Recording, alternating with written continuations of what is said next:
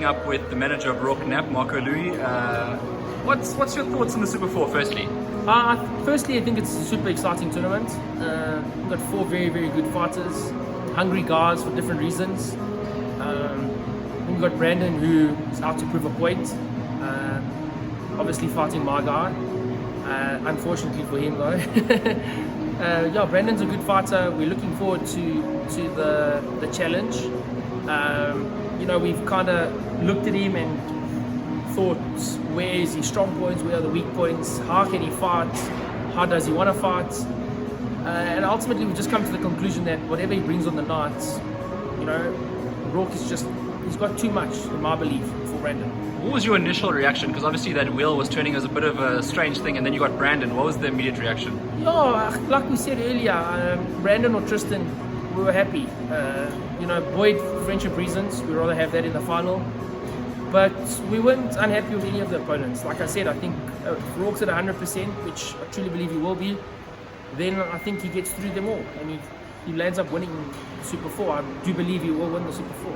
You know, interestingly enough, I should rather say, Boyd moved to Peter Smith recently. Yeah. What were your thoughts on that? Because obviously you guys were training together. I was actually talking today to Vusi about it and just talking about all the trainers and stuff. And I mean, we've got a host of very good trainers. We've got Damien, who's got a great boxing brain, comes from a boxing background.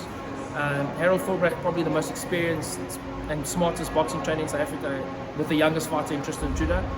And then Peter Smith, he's doing the goods with a lot of good fighters.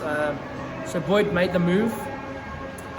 You know, that's going to be an interesting move because Boyd obviously has his style, and you know, it's always interesting to see what a new trainer brings to a fighter. So, you know, hopefully for Boyd's sake, he keeps that awkward style of his. But I do think that Peter will work on elements that are going to help Boyd ultimately, you know, fitness-wise and stuff like that. So I think everyone's going to get better. We've got Vusi Matolo, I still think is the best trainer in South Africa, the most underrated guy. And I think he's going to get his recognition with Roarke Knapps. I think come the 3rd of November, we're about to see the Roarke Knapps and Vusi Matolo show, and that's my belief. 100% I believe that. I think every sort of trainer or manager is confident in their sort of guy. Of course, it's natural. What's your sort of look into this fight against Brandon? Is it going to be a hard fight? Is it going to be an easy fight? Of course, I don't think it's going to be an easy fight. I don't think Brandon's an easy opponent. You know, Brandon might be the guy that people are kind of like overlooking, in fairness. But he's not an easy opponent. Brandon's a durable guy. He's a tough guy. He's got a good skill set. He's rangy. And that's another thing, you know, what Brandon Taste is going to come. Is he going to try to fight us from the outside, rangy, try work the jab, or he's going to try to come for a war? I know they think that Roarke's got gaps in his game, so maybe they want the war, maybe they want to fight from the outside. But like I said, we're not actually too worried about what Brandon brings on the night. You know, he has to bring what he wants to bring. But if Roarke's at 100%, like I always say, Roarke will have the tools. You know, it's an old thing that I always say. You know, a mechanic, he needs 15 different spanners. Different screws open, different spanners open different screws. So the whole idea is for Roarke to have all the spanners, and we just choose the right one on the night, and the job has to get done. It's been no secret that Roarke Knapps he's been sparring with Tulani Mbenge recently. I think yes. A lot of the South African public know about that. Just to clarify, what decision did you make behind that? Yeah, well, you know, we always try to improve. You know, if you're the top dog in your gym, you're going nowhere, because you know, putting beatings on guys and sparring is nonsense. So we don't only got Mbenge. We have to actually thank Sean Smith for that. He's helping out a lot. Tulani's doing a great job. Tulani is similar to Brandon. He's a tall, rangy guy, can fight on the inside, can fight from the outside. So we brought him in. You know, we're helping him, he's helping us. And we just got to we want the best guys. We're doing a lot of work with Mshlongo, of course, has fought Brandon and beaten Brandon. We did a lot of work with Rainer Liebenberg before he went out to Germany. So we're mixing it up. You know, we're trying to get a mix for everyone. Alfonso Tissen's been in there, Shavante. We can't cry. We've got great sparring. Guys that are all very similar to Brandon, tall, rangy guys with good jabs, good boxing IQ. So we're trying to mix it up, get a big, broad spectrum. You know, Tulani Mbenge is a world champion, so we're going to get good sparring from him. We're getting a bit of everything from everyone, and that's what we want. You know, I don't want Roarke to like rest on his laurels. You can't have that. So we keep moving forward, we keep improving. Yeah, if it gets a little bit of a beating in sparring, sometimes that has to happen. You know, you can't just always be the guy bombing people out, or You don't learn anything. you're not learning. So we're doing what I believe is the best thing. You know, like I've always said to you, I just wing it, and I do what I feel is best for my fighter. I don't really care about anybody else. You know, it's all about Roarke, it's all about Vusi for me. Two guys that I'm loyal to, and they're loyal to me. And the plan is to get Roarke Knapps to the top, and we're not going to stop until we get there. The kid's talented, and by all means, we're going to keep going and going and going until he's there. Well, you know him very, very well. I mean, how amped is he for this particular tournament? Roarke is just 100% focused. Nothing gets him too excited, nothing gets him too down. It's just that kind of kid that's, you know, he flat lines. It's almost like he's not alive sometimes. He just doesn't get over excited about anything. He doesn't get over ambitious. He knows the process. And for him, like we spoke about the money's a great thing, yeah, but it's not about the money for Roarke. You know, if I said to him, Roarke, you're fighting for $1 million, maybe it'll give him a little bit of excitement, but it's not just the money. For him, it's about forward war, winning forward war.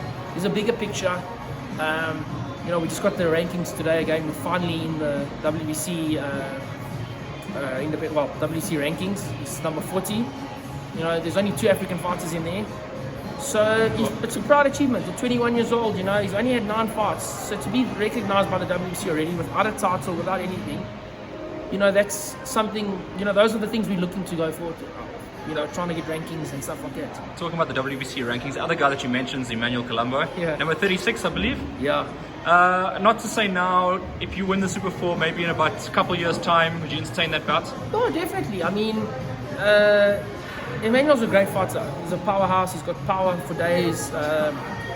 And I'm not here to knock anyone. I think he's a great fighter. I think he's going to be good for African boxing, ultimately. Roarke's 21. Emily's 28. Their paths might never cross. Obviously, it would be a super fight. I think if Roarke wins the Super 4, it's going to be a fight. There's going to be a bit of pressure on. People are going to want to see it. But we're not calling for Emily. It's not even in our picture. You know, my plan now for Roarke is let's get through the Super 4, and from there we're going to look at increasing his WBC ranking, getting him noticed by the other organizations. Start working that way. Maybe an intercontinental title, something like that. That's what we want to do with Roarke. It's not about proving points or, you know, Emily's 28. Like I said, he's been fighting for a very long time. Roarke started at 17, he had 4 amateur fights that went 1 round each. He's only had 9 professional fights. We should even be comparing these guys. We should be pushing them to be the next big things in Africa. You know, I actually was on Facebook the other day going through different trainers' posts and stuff like that. I'm always researching. And I saw there's actually a picture with Roarke and Emily and a comment by Damien that says the future. This was about 3 years ago. So, you know, those things are kind of coming to you know, the forefront. Emily's a great fighter. I mean, we're not calling him, we don't want to call anyone out. I'm not even going to be pressured into thinking that way. We're on a different path. Roarke's 21, and that's what people need to understand. He's 21 years old. And I think we're doing a great job for a 21-year-old to be, well, currently number 1 in South Africa on the box rate rankings and 14 on the WBC. Like, I'm proud of the kid. And ultimately, the most important thing is to win the Super 4. And unfortunately, it has to be Brandon. Brandon has to lose. It has to be a winner, it has to be a loser, and Roarke's not going to lose. He's going to win come the 30th of November. And then on the 31st of March, if it's Tristan Truter, if it's Boyd Allen, it's another win. And we're going to land up going to 11-0. And that's the way. It just has to be done, you know. That other fight is also an intriguing fight. A lot of people are thinking... What's your pick for that one? My pick is Boyd, personally. I think the first 4 rounds are super, super important. I think if Boyd can establish what he has established with his other fights, his range and his elusiveness, I think Tristan is still young, 20 years old. I think he will run out of ideas in the stretch. I think he's a great little fighter and he's going to be something special. But I think Boyd will outsmart him almost. Well, that's actually an ugly word to use, but he'll have more experience and get through it. You know, Boyd has four pro fights, but he can fight. You know, he has experience in combat. And I think his experience will tell come the 30th of November, and I think he'll get through Tristan. But like I said, anything can happen. The first 4 rounds are vital, because I know Tristan's a fast starter. So, yeah, I think it's a Roarke Knapps Boyd Allen final. And then how does Roarke get through Brandon? I'm not saying give away the game plan, but I'm saying does he stop him? Does he win on points? What's your prediction? Not necessarily Roarke's prediction. What's your prediction? My prediction, I think Roarke is going to have a late stoppage. I think he's going to stop Brandon. Yeah, don't giving the game plan away. I just think that he's going to be too much. I think he's got too much power, and I think he's got too much smart. And he's just too fast. I've always said it. I think out of the 4 guys, I think Roarke is just too fast, too smart, too strong for the other guys. And that's my personal opinion. You know, if you ask Roarke the same question, he'll say, I'm not a predictor, and I'm going to, you know, I'm ready for 10 rounds. That's Roarke. I believe we're training hard. We're working on certain elements. We've picked some weaknesses in Brandon's game. He's a great fighter. I really think Brandon's an underrated fighter and a hungry guy who's coming very, very hungry for Roarke now. You know, when you grow up with someone, or you kind of your careers are developing on the same path, but you're ahead of someone, and then that guy kind of gets to your level, or maybe even surpasses you. I think that's where Brandon is, and he's got a point to prove. And Brandon has nothing to lose. You go through the top 4 guys that are here. Brandon's basically the only one that's not permanently promoted by Golden Gloves. It's an opportunity for him to go on, beat Roarke Knapps, go on, win the final, and steal the show. You know, he then starts working with Golden Gloves full time, and his life might even change because of the way things work.